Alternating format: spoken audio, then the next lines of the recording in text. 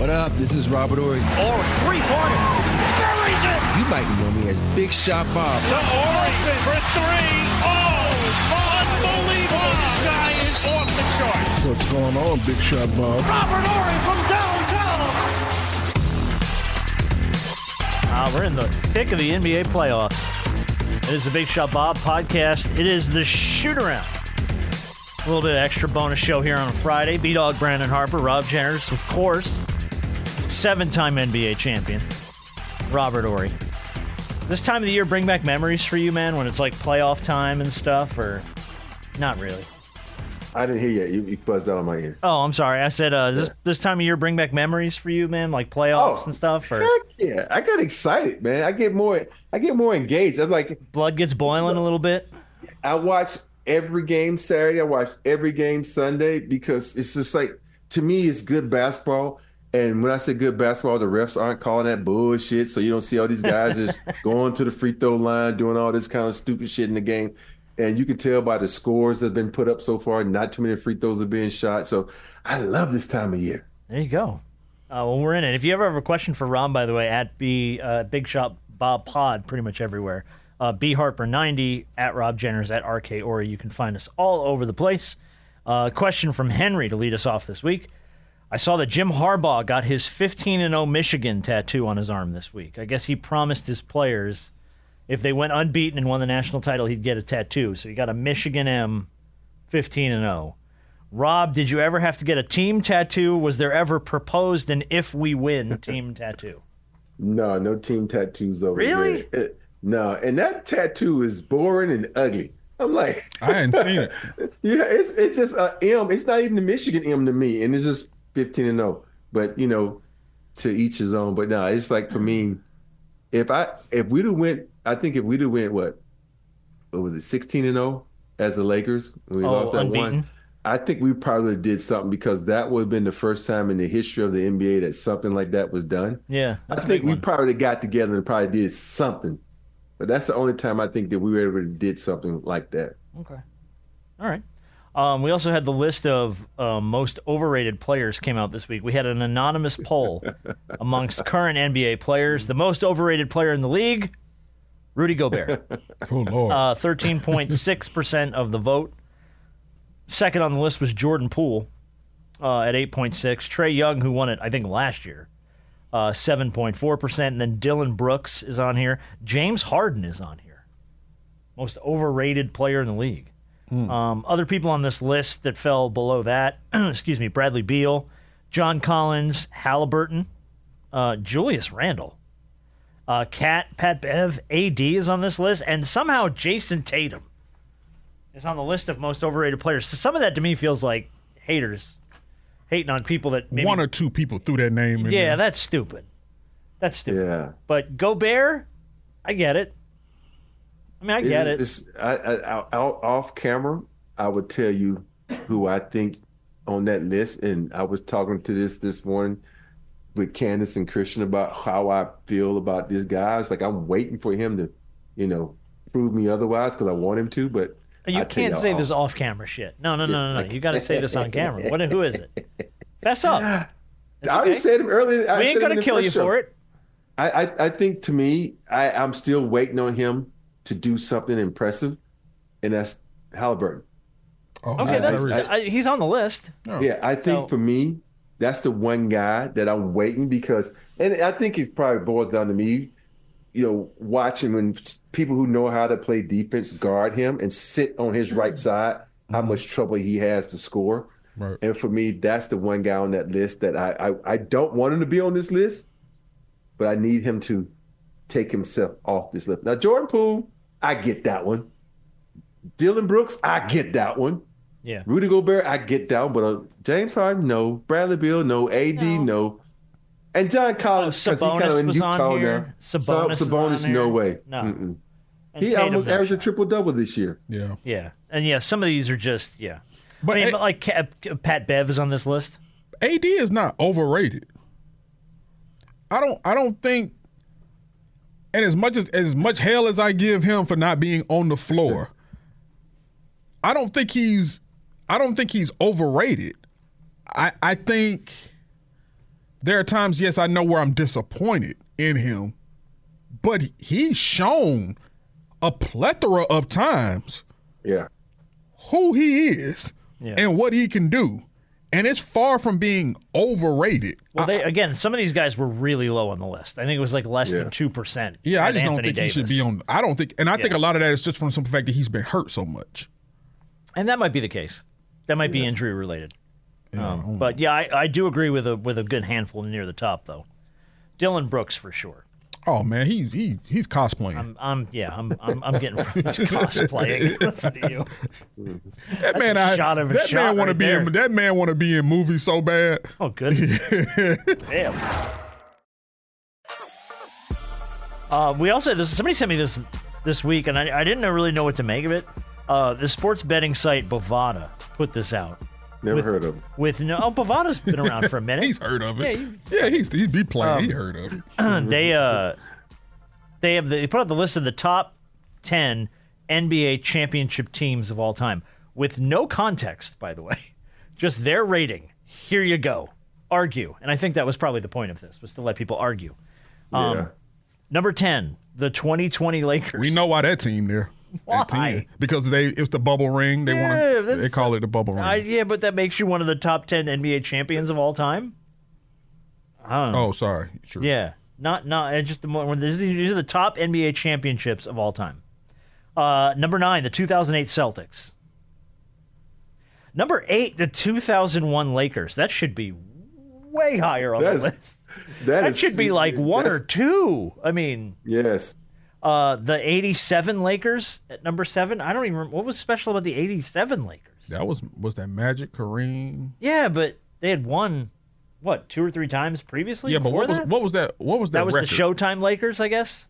Yeah. I don't remember. The 97 Bulls came in at number 6. I think the 87 was that the year they beat the Celtics, right? Yeah. Yeah. Mm-hmm. 97 Bulls came in at number 6. If I'm not mistaken, were the 97 Bulls No, that was the 96 Bulls that were the 72 and 10. Okay, with the 72 and 10. Yeah, we'll see as we go down this list. Oh, yeah, they're on there at number 2. Yeah, okay. The 2018 Warriors at number 5. And that was that the... That was the year... That's the KD year. That's KD. Oh, that was the KD That's not year. the 73 That wasn't the 73 and 9 That was the year. year before. That was the 2017 Warriors. The 1986 Celtics at number 4. Because the 2016 Cavaliers is the one where they beat the... That's the their 73. number 1. They beat the 73 and 9. Yeah. That's the 2012 Heat at number 3. No. I guess because that was the first LeBron, Wade, Bosh title. And then the 96 Bulls at number 2 and the 2016 Cavs were number 1. So I could see the 2016 Cavs being up there. You came back from 3-1. So the Heat lost in 11, won 12 and 13, and lost in 14. So it would have been the first title then with LeBron and Bosh. So I want to know who comprised this list. I don't know, because, but there's because you think about it, we went 16 and 1, we had 8, and you know who's missing on this list is the Detroit Pistons. 04? It's like when they went, I think they went 16 and 1 too, or 16 or 15 and 1, whatever it was. I don't remember. So this list is so. You could take that Celtics team off there, that 2008 Celtics team. You can take that shit off there. Yeah, that was the big 3 year. Yeah, you can take that off. But how does that be? How does that land in the top 10 all time? Because it was the big 3. And there's no Spurs team on here. Not a single Spurs team made this list, by the way. Y'all won 5. So this list is this is a boo-boo list. Yeah, I think so. You can take this 2016 Cavaliers team. You can put them down at number 10. Because this ain't the number 1 team. No, they're not number 1, but I don't think they're 10. Yeah, I don't think they're 10 either. I think they're top 5. Because for them to take down the team with the greatest record of all time. And do it down 3-1 in the NBA Finals to come back and win that was humongous. Well, in that case, you should put the 95 Rockets on there. And we didn't have home court advantage, and we beat all 50-win teams to get to the finals. Can I tell you why they didn't put y'all up there? Why? Because there's no Jordan? Jordan was there. You forgot he got beat by Orlando Magic. And everybody's like, yeah, but I mean, he was back like 5.5 minutes. No, man. he wasn't. His shoes weren't even tied yet. He dropped the double nickel on New York, but he wasn't Shoes shaking. weren't even tied. He was wearing 45. Come on, fuck off. He was 23 when he got his ass beat for that. Hey, you know what he said? He like, fuck it, I need to go recruit and get some fucking help. Coach, I need help. Rodman, I need help. Yeah. Yep. Yeah. But Jason Kelce, I need help. But to go back to number 10, you know, with the 2020 Lakers, I do think there are some people who say that's one of the harder titles because of the nature of everything that was going on. You know, everybody, that's the bubble. Because my thing is, basketball was canceled. Like, they didn't have to bring the season back. Oh no. True. And so for everybody who wants to, you know, I just feel as though because it was the Lakers that won it, everybody got a problem with it. I've said that before, and I'm going to always stick to I think that. that's true, though. Yeah. I think that's valid. I just think people said, well, I think this was a more even field because everybody had the same conditions. It was no home court advantage. So I agree with you on the fact that it was a hard championship to win, but everybody had an even field. That's why I say it kind of tilts towards not being as tough where you got to go in someone's arena when you got people cursing you out, throwing loud shit crowd at you, and getting the all win that there, shit. Yeah. you know? Well, we sort of hearkened to this on the Tuesday show. This question came in from Kevin. Did you see the quote from the NBA GM about the draft sucking so bad this year that it could get somebody fired? And this was the quote. Yes. Quote to NBA reporter Jeff Goodman. Quote, "This is an absolutely awful draft. There is no guy that projects as a franchise player, no one that even stands out as the number one pick. This is the type of draft that will get someone fired if they get the number one pick." Because people are going to go, you have the number one pick of the draft. You screwed it up. Well, I think anybody could screw this draft up. I mean, I went and looked it up, and I don't even know any of these people in this list, except for the kid from UConn. Zachary Richer, a 19-year-old wing from France's top division. Why is the guy number 5 from UConn going into the draft? You can't shoot. What are you doing? Because there ain't nobody else going into the draft? Because you can get paid up front? Okay, the big from Be a UConn. top 3 pick? You can't guard my old fat ass. Why are you going into the draft? Don't do that. I'm like, it's like so many guys, and this is what pisses me off about the league. They got to a point where they they draft kids on potential. And like, dude, draft the kid who got fucking talent, not potential. Potential is like, rolling the dice and okay, give me what you got, but it's the leagues is like, he's right. I don't think a GM's gonna get fired because there's gonna be like whoever has a lottery anybody to pick. Yeah. There's every lottery pick GM gonna get fired unless you all of a sudden you find a diamond in the rough, like an AR or something that nobody drafted. All of a sudden this motherfucker balling. So it's Right. I've never heard of either of the two kids that they're projecting at 1 and 2. Zachary Richer, however you say this guy's name, the 19-year-old friend, and Alex Starr from Australia. Never heard of either of them. But they're projected to go 1 and 2. So Congratulations. goes to show you how much the draft has got just empty this year. Jason Kelce lost his Super Bowl ring in Chile. This was during a live taping of the New Heights show, the podcast he does with his brother. They were taping at the University of Cincinnati last week. They were doing a what was it called? It was a chili tub scavenger hunt. Mm-hmm. And he's in there overseeing it, and he's got his hands in the chili. There's this huge tub of Skyline chili. And he comes up, no ring. And they have yet to recover his Super Bowl ring. Got lost in the tub of chili. For starters, why are you wearing a Super Bowl ring in a tub of chili? That's what I want to know. Problem number one. Mm-hmm. Problem number 2, why are you wearing the Super Bowl ring at all? It's a display piece. Now, I can understand if you're going somewhere... Or you're doing an event. And it's making an appearance of some sort. You've got an Eagles event or something. But you shouldn't be wearing that like it's just some regular piece of jewelry. Like it's a wedding ring? Yeah. Like you wear every day? And even then with your wedding ring, take your wedding ring off. So I have a friend who I adore. I adore this man. He's a good friend of mine. One of my best friends in the world. Was part of the production team for the Atlanta Braves the year we won the World Series. Wears his World Series ring everywhere. And I have mountains of respect for this man, yet it is the most gaudy, ostentatious, braggadocious bullshit I've ever seen in my. I'm like, dude, what are you doing? You're going to get gas. You got your World Series ring on, bro. And may I ask a question? Is he actually in the Braves organization? He was the in-stadium host for the Braves. So, like, he is on the big screen all the time he doesn't do it anymore, but for 15 years, he was the in-stadium host for the Braves. Are we talking about, I know who you're talking about. Is it, I know him? funny. Yeah. Oh, okay. Yeah. Okay. And I love him. Again, he is a dear friend of mine. He's a good dude. A great dude. Wears that ring everywhere. And I'm like, Really? you're begging for it to get stolen, Get clubbed lost. upside the head. Yeah, somebody's gonna clock your ass. We live in Atlanta, man. Like, I've seen people get knocked out for less. Hey, my brother's got jacked twice in Atlanta when he used to come watch me play in Atlanta. So stop it, dude. Yeah, like, I mean, but yeah, Jason Kelce lost his. What's the worst thing you ever lost? Did you ever lose anything like crazy valuable like that? Yeah, I actually lost. I lost my wallet on the plane. You lost your whole wallet. My whole wallet. You didn't get it back? Driver's license, credit cards, Jesus. and $2,000 that was in my wallet. By the way, I would much rather lose a piece of jewelry than my wallet.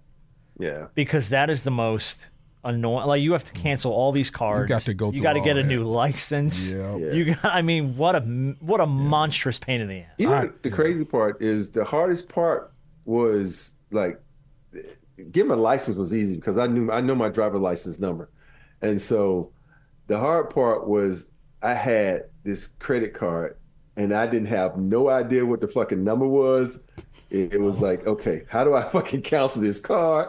I'm like, shit, it took me 2 days. Yeah, you got to cancel call the card. them, proof Because of ID. they don't answer the phone on Sunday. So I'm like, fuck. I'm like, dude, what can I do?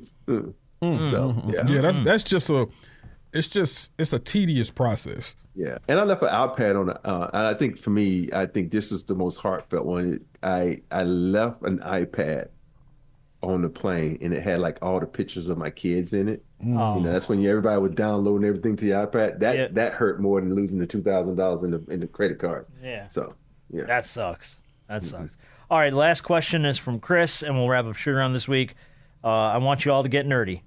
How excited are you for the Deadpool and Wolverine now that the amazing R-rated trailer is out? It looks incredible. What do you guys think it's going to be about? I think I'm it's gonna going be to good. Hard go to first on this. Oh, well, it ain't Holy gonna cow. take too long. But no, I did see it. It looks good. It looks incredible. It looks incredible. You know, Deadpool is a funny dude. Oh, I love that they've done this with Deadpool. Deadpool is a funny dude. I love it so much.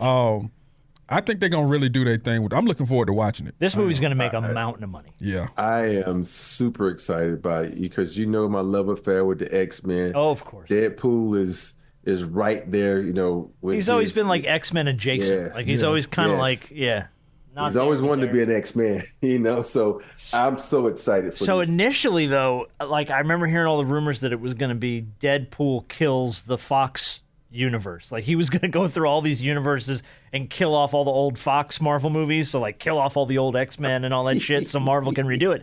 But what it looks like is happening is instead of killing off all the Fox universes, it looks like they're like pruning them like they did in Loki. Like, they're all in the void.